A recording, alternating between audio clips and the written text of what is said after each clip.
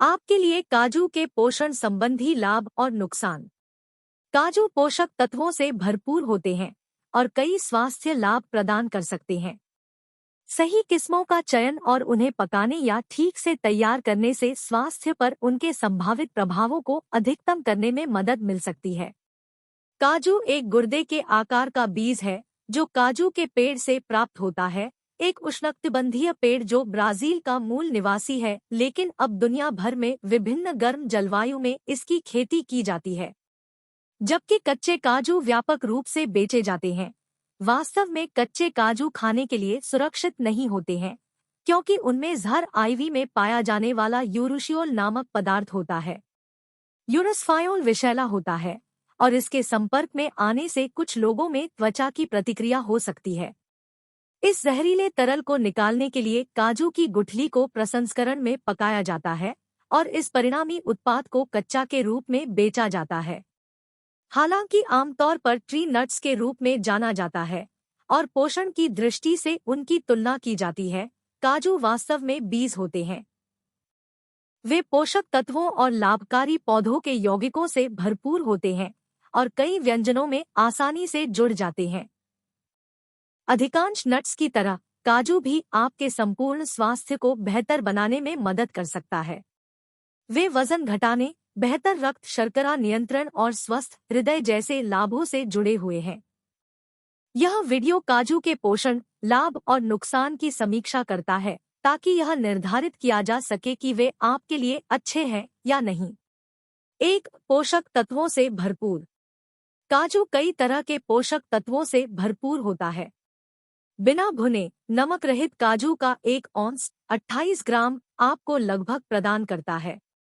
Calorie 157, protein 5 ग्राम, fat 12 ग्राम, carbs 9 ग्राम, fibre 1 ग्राम, copper दैनिक मूल्य का 67%, DV, magnesium DV का 20%, मैंगनीज डीवी का 20%, जिंक डीवी का 15%, फास्फोरस डीवी का 13%, लोहा डीवी का 11%, सेलेनियम डीवी का 10%, थायमिन डीवी का 10%, विटामिन के डीवी का 8%, विटामिन बी6 डीवी का 7%।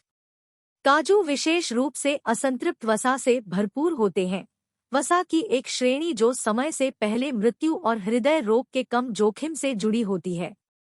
वे चीनी में भी कम है, फाइबर का एक स्रोत है और पके हुए मांस के बराबर मात्रा में प्रोटीन की लगभग समान मात्रा होती है। इसके अलावा काजू में तांबे की महत्वपूर्ण मात्रा होती है, जो ऊर्जा उत्पादन, स्वस्थ मस्तिष्क के विकास और एक मजबूत प्रतिरक्षा प्रणाली के लिए आवश्यक खनिज है। वे मैग्नीशियम और मैंगनीज का भी एक बड़ा स्रोत है, जो हड्डियों के स्वास्थ्य के लिए महत्वपूर्ण पोषक तत्व है। काजू चीनी में कम होते हैं और फाइबर, हृदय स्वस्थ वसा और पौधे प्रोटीन से भरपूर होते हैं। वे तांबे, मैग्नीशियम और मैंगनीज का भी एक अच्छा स्रोत है, ऊर्जा उत्पादन, मस्तिष्क स्वास्थ्य, प्रतिरक्षा और हड्डियों के स्वास्थ्य के लिए महत्वपूर्ण पोषक तत्व। 2 लाभकारी पौधों के यौगिक होते हैं। नट और बीजों को एंटीऑक्सीडेंट पावरहाउस माना जाता है और काजू कोई अपवाद नहीं है। एंटीऑक्सीडेंट लाभकारी पौधों के यौगिक है जो आपके शरीर को नुकसान पहुंचाने वाले अणुओं को मुक्त कणों के रूप में बेअसर करके स्वस्थ रखते हैं। बदले में यह सूजन को कम करने में मदद करता है और आपके शरीर की स्वस्थ और रोग मुक्त रहने की क्षमता को बढ़ाता है। काजू पॉलीफेनोल्स और कैरोटीनॉइड का एक समृद्ध स्रोत है। 2 प्रकार के एंटीऑक्सीडेंट भी अन्य ट्री नट्स में पाए जाते हैं। अध्ययन अखरोट, पेकान और बादाम जैसे नट्स में एंटीऑक्सीडेंट को ऑक्सीडेटिव सेल क्षति के निम्न स्तर से जोड़ते हैं। उनके समान एंटीऑक्सीडेंट प्रोफाइल के कारण काजू से ऑक्सीकरण से लड़ने वाले समान लाभ की पेशकश की उम्मीद की जा सकती है। यह भुने हुए काजू के बारे में विशेष रूप से सच हो सकता है, जो कि उनके कच्चे समकक्षों की तुलना में एक बढ़ी हुई एंटीऑक्सीडेंट गतिविधि है। फिर भी काजू विशिष्ट अध्ययनों की संख्या सीमित है और मजबूत निष्कर्ष निकाले जाने से पहले और अधिक शोध की आवश्यकता है। काजू कैरोटेनॉइड्स और पॉलीफेनोल से भरपूर होते हैं। एंटीऑक्सीडेंट की दो श्रेणियां जो सूजन को कम करने और बीमारी से सुरक्षा प्रदान करने में मदद कर सकती हैं। हालांकि अधिक काजू विशिष्ट शोध की आवश्यकता है। 3 वजन कम करने में आपकी मदद कर सकता है। नट्स कैलोरी और फैट से भरपूर होते हैं, इसलिए वजन कम करने के इच्छुक लोगों को परंपरागत रूप से अपने आहार में नट्स की मात्रा सीमित करने की सलाह दी जाती रही है। हालांकि नटमुक्त आहार की तुलना में अखरोट समृद्ध आहार को अधिक वजन घटाने और समग्र रूप से कम शरीर के वजन से जोड़ने के लिए शोध शुरू हो रहा है। यह आंशिक रूप से इस तथ्य से समझाया जा सकता है कि काजू शरीर को एक बार की तुलना में कम कैलोरी प्रदान करते हैं। United states department of agriculture (USDA) के फूड डाटा सेंट्रल डाटाबेस के अनुसार काजू प्रति औंस 28 ग्राम सेवारत 157 कैलोरी प्रदान करते हैं। हालांकि हाल के शोध बताते हैं कि मानव शरीर इन कैलोरी का लगभग 84% ही पचा और अवशोषित कर सकता है। इसकी संभावना इसलिए है क्योंकि उनमें मौजूद वसा का एक हिस्सा पाचन के दौरान अवशोषित होने के बजाय काजू की रेशेदार दीवार के भीतर फंसा रहता है।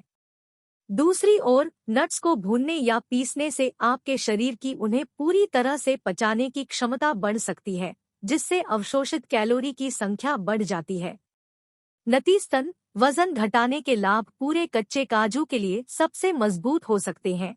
हालांकि इसकी पुष्टि करने के लिए और अधिक शोध की आवश्यकता है, और आप भुने हुए काजू के साथ मिलने वाले एंटीऑक्सीडेंट लाभ का त्याग कर सकते हैं। अपेक्षा से कम कैलोरी प्रदान करने के अलावा नट्स प्रोटीन और फाइबर से भी भरपूर होते हैं, जो भूख को कम करने और परिपूर्णता की भावनाओं को बढ़ावा देने के लिए जाने जाते हैं। ये दोनों वजन घटाने को और बढ़ावा दे सकते हैं। काजू जितना सोचा था उससे कम कैलोरी प्रदान करते हैं। उनकी समृद्ध फाइबर और प्रोटीन सामग्री भूख को कम करने और पूर्ण महसूस करने में मदद कर सकती है। कुल मिलाकर ये सभी कारक आपको अतिरिक्त वजन कम करने में मदद कर सकते हैं। 4. हृदय स्वास्थ्य में सुधार कर सकता है। काजू सहित नट से भरपूर आहार स्ट्रोक और हृदय रोग जैसी बीमारी के कम जोखिम से लगातार जुड़ा हुआ है। कुछ अध्ययनों ने काजू के विशिष्ट हृदय स्वास्थ्य लाभों पर ध्यान केंद्रित किया है।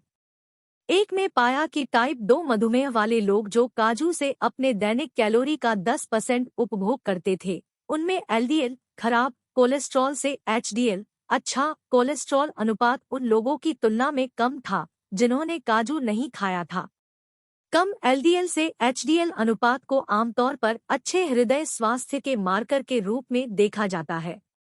2 अन्य अध्ययन काजू के सेवन को उच्च HDL कोलेस्ट्रॉल के स्तर और निम्न रक्तचाप के साथ साथ कुल और LDL कोलेस्ट्रॉल के स्तर को कम करने से जोड़ते हैं।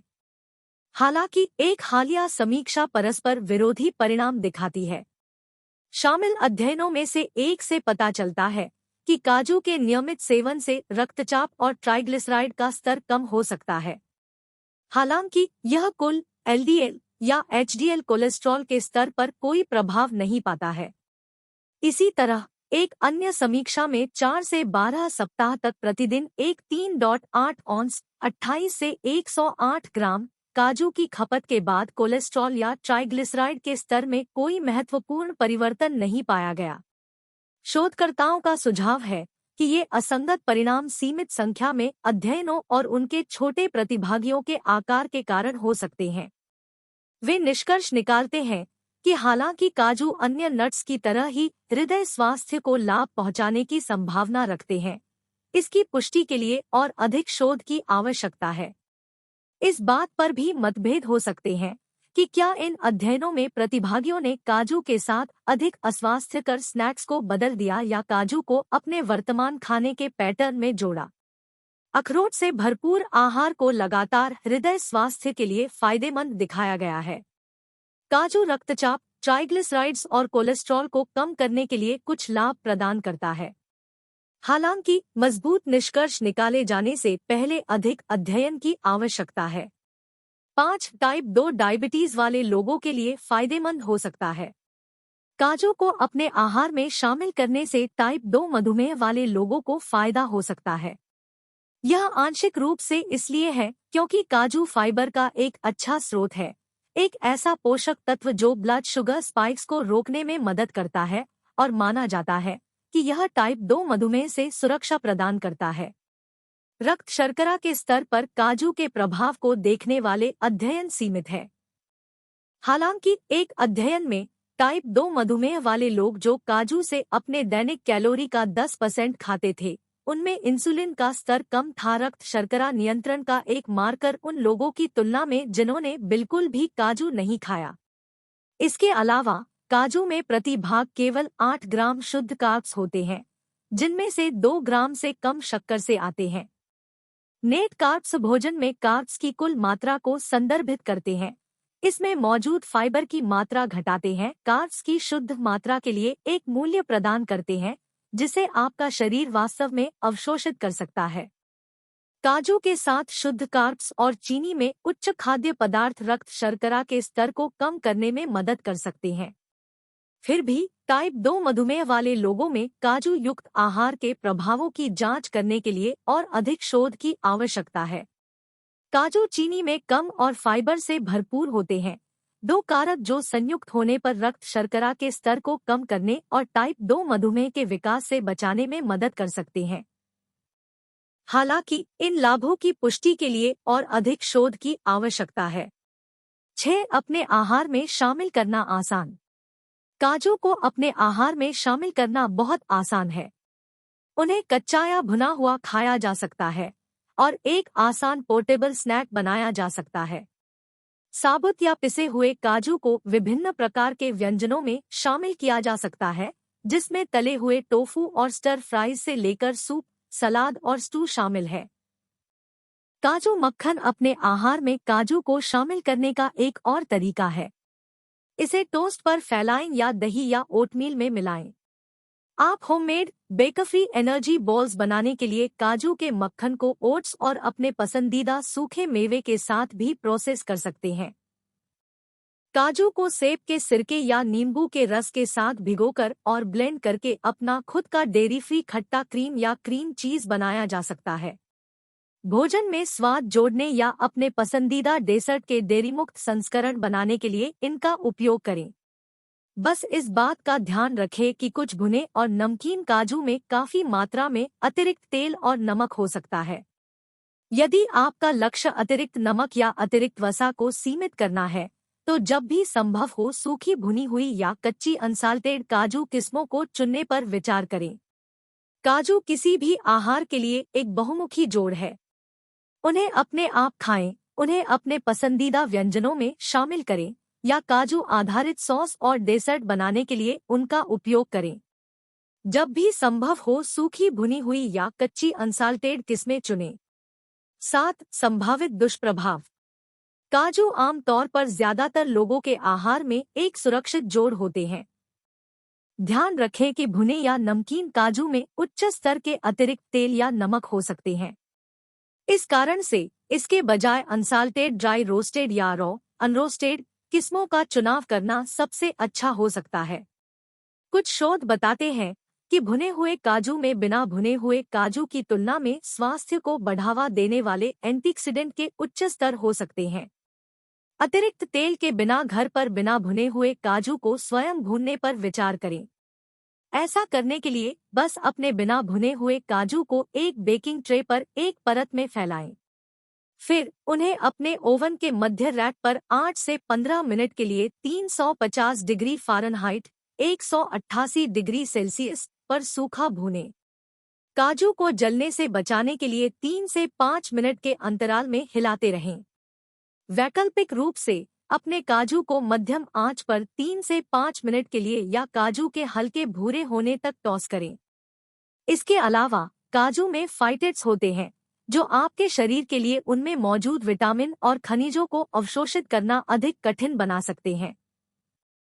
व्यंजन में जोड़ने से पहले नट्स को रात भर भिगोने से उनमें फाइटेट की मात्रा कम करने और उनकी पाचन शक्ति में सुधार करने में मदद मिलेगी।